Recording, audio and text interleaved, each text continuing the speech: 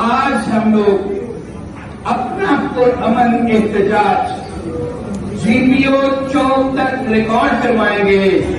और फिर जिस तरह से पहले रैली आती थी लाहौर बाग से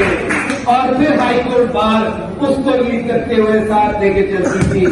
उस रैली का भी फिर आपको इंशाल्लाह मजा आएगा। जिस लाहौर बार उसका फैसला करती है, जुमेरात का करती है, जुमे का करती है, जो फैसला लाहौर बार करके आएगी, लाहौर हाईकोर्ट बार उसको लीड करेगी। और हमारे